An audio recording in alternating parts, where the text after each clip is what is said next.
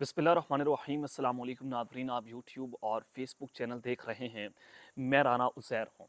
Nadreen, game अब फैसला कुन मरहले में दाखिल हो चुकी है और ये फाइनल ओवर का आगाज़ है। कल आपने सवाबी जलसा देखा और उस वक्त मैंने आपको ये खबर दी थी कि आज पाकिस्तान तहरीक-ए-इंसाफ ने एक बार फिर से रियासत को, इस्टेब्लिशमेंट को थोड़ा सा टाइम दिया है और जो इन्होंने एहतजाज का या धरने का ऐलान करना था उसको एक बार फिर से पोस्टपोन करके ये पैगाम भी दे दिया गया कि इमरान खान नवंबर के महीने में ही एहतजाज की कॉल देने जा रहे हैं। तो जनाब, अब मैं कुछ अहम तरीन खबरें लेकर आपकी खिदमत में हाजिर हुआ हूँ कि इस वक्त जो सूरत हाल है वो न सिर्फ पाकिस्तान के अंदर बल्कि पाकिस्तान से बाहर भी बहुत कशीदगी की जाने पड़ती हुई दिखाई दे रही है। चाहे वो पाकिस्तान की मैशत हो, चाहे वो बैन अवी पाकिस्तान के ऊपर प्रेशर हो, हमारी बढ़ती हुई पॉलिटिकल इंस्टेबिलिटी हो, तो इस सब के अंदर सिर्फ दो ऑप्शन जो हैं वो बाकी रह चुके हैं।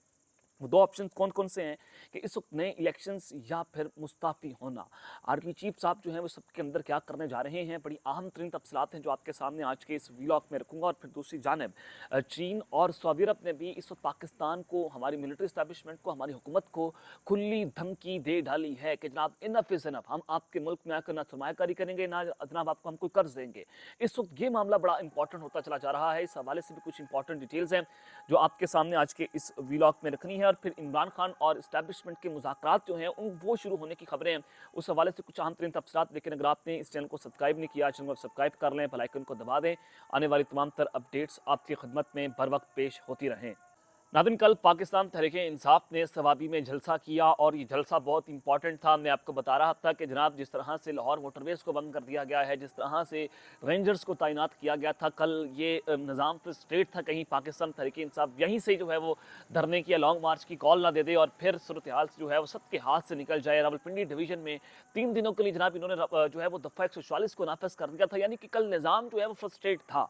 तो उस वक्त मैं आपको कल ये बता रहा था कि अब जो दो चीज़ें बड़ी इंपॉर्टेंट है कि एक जानिब तो इमरान खान साहब जो हैं उन्होंने ये एक बार फिर से टेस्ट मारा है। ये पाकिस्तान तहरीक-ए-इंसाफ ने टेस्ट दिया, ये एक मौका दिया निज़ाम को, इस्टेब्लिशमेंट को, जनाब आए बैठकर अभी भी वक्त है, मुज़ाकरात कर लें, वरना ये सूरत हाल आपके हाथ से निकल जाए कि ये पठान तैयार है, पख्तूनख्वा तैयार है और कि बहुत बड़ा इनकलाबी रेला जो है वो यहाँ से निकलेगा।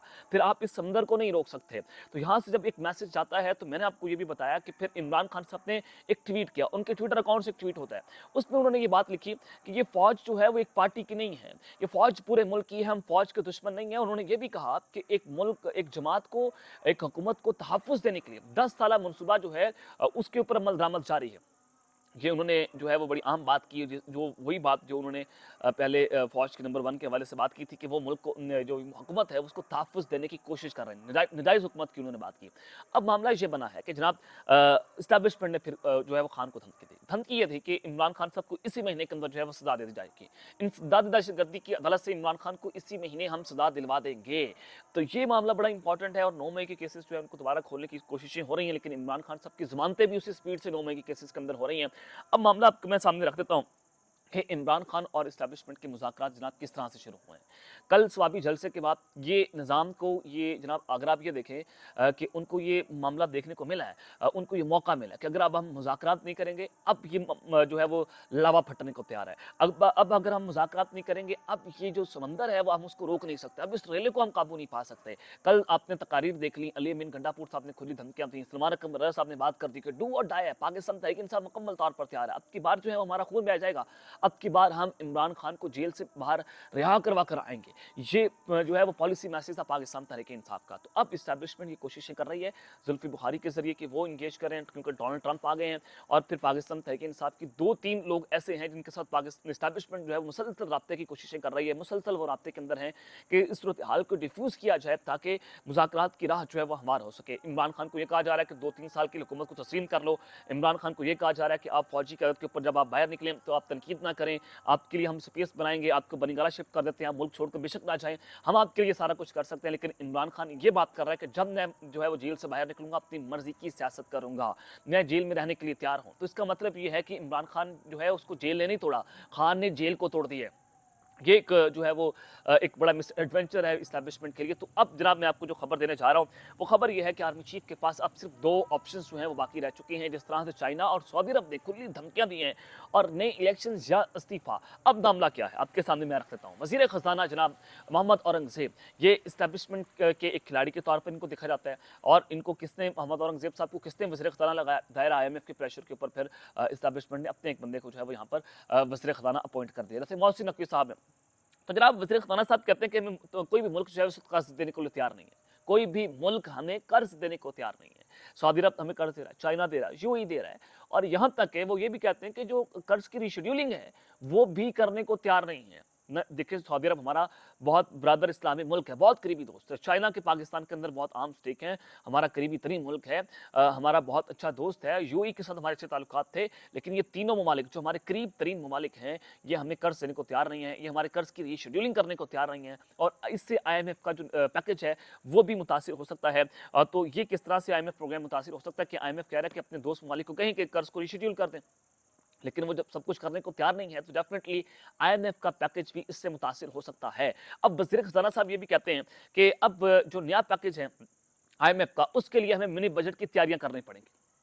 मिनी बजट लाया जाएगा। मिनी बजट के बाद जो है वो आईएमएफ का पैकेज जो है वो उसको अप्रूव किया जाएगा। तो ये बड़ी इस वक्त बड़ी अहम तरीन सूरत-ए-हाल बनती चली जा रही है कि पाकिस्तान के अंदर ना सरमायाकारी आ रही है, ना कोई सरमायाकार पाकिस्तान में इन्वेस्टमेंट करने को तैयार है। और अगर आप डॉट से डॉट कनेक्ट करें तो आपको इससे अंदाज़ा ही हो जाता है कि जो हमारे जो दोस्त ममालिक हैं, वो भी इस वक्त पाकिस्तान के अंदर कोई इंटरेस्ट नहीं ले रहे। इसका बेसिकली मकसद ये है कि बार-बार चाइना, सऊदी अरब के के हवाले से बात की गई कि जनाब देखें, हम जो हैं वो आपके मुल्क में सरमायाकारी करने को तैयार हैं, लेकिन आप पॉलिटिकल इंस्टेबिलिटी को अपने मुल्क से खत्म करें। वो कैसे खत्म होगी? इमरान खान को रिहा करके। इन ममालिक के जो है वो ये सारा मामला है। अब इसहाक डार जो है वो सऊदी अरब के अंदर मौजूद हैं। वज़ीर आज़म शहबाज शरीफ साहब अभी सऊदी अरब का दौरा करके वापस आए हैं। अब 11 नवंबर को वो दोबारा सऊदी अरब जा रहे हैं। अब आप यहाँ से अंदाजा लगा सकते हैं, army chief general Asim Munir साहब जो हैं वो एसआईएफसी को देख रहे हैं, वो मशहद के लिए ड्राइविंग सीट के ऊपर बैठे हैं, वो पूरी कोशिश कर रहे हैं कि पाकिस्तान को दुरुस्त संत पर ले जाया जाए और उनकी भी मुलाकात हुई मोहम्मद बिन सलमान से। लेकिन जनाब अगर आप ये देखें कि ये 3 मुलाकातें हो रही हैं, इसहाक डार सऊदी अरब के अंदर हैं, शहबाज शरीफ जा रहे हैं, आर्मी चीफ साहब मुलाकात कर चुके हैं और अगर अब भी ये मानने को तैयार नहीं है, तो फिर ये सूरत-ए-हाल जो है वो आप सबके लिए देखें बहुत खतरनाक है और फिर चाइना की जो है वो मिन्नत समझते जा रही हैं। रज़ाई साहब ने चाइना का दौरा करना था, लेकिन पाँव में जो है उनकी मोच आ गई। अब ये मोच आई थी या दिलवाई गई थी या चाइना ने जो है वो इनकार कर दिया था कि जनाब हम ये दौरा जो है वो नहीं होने देंगे। तो ये आप अगर देखें इस चीज़ सारी मामलात को कि इस वक्त चाइना भी पाकिस्तान से नाराज़ है, सऊदी अरब जो है वो भी पाकिस्तान से नाराज़ नज़र आ रहा है। तो अब ये 2 ही ऑप्शंस जो हैं वो यहाँ पर बाकी रहते हैं। वो 2 ऑप्शंस ये हैं कि या तो आप नई इलेक्शंस करवा दें या जो है वो ये हुकूमत मुस्ताफ़ी हो और मुस्ताफ़ी होकर घर जाए और फिर पाकिस्तान के अंदर नए इलेक्शंस करवाए जाएँ, अवाम की मांगों के मुताबिक जो है वो हुकूमत लाई जाए। तो ना सिर्फ पाकिस्तान के अंदर ये दबाव बढ़ता चला जा रहा है, ना सिर्फ अवाम का दबाव है कि अवाम इस हुकूमत को मानने को तैयार नहीं है, बल्कि इस वक्त चाइना, सऊदी अरब और यूएई जो है वो भी इस वक्त हुकूमत को मानने को तैयार नहीं है। ये बड़ी इंटरेस्टिंग किस्म की सूरत-ए-हाल जो है वो डेवलप होती हुई दिखाई दे रही है। तो इस वक्त एस्टैब्लिशमेंट जो है वो बुरी तरह से फंसती हुई दिखाई दे रही है। तब तक के लिए इतना ही, अपना ख्याल रखिएगा और इस जंग का परिणाम में हलक ने अल्लाह निगहबान, पाकिस्तान जिंदाबाद।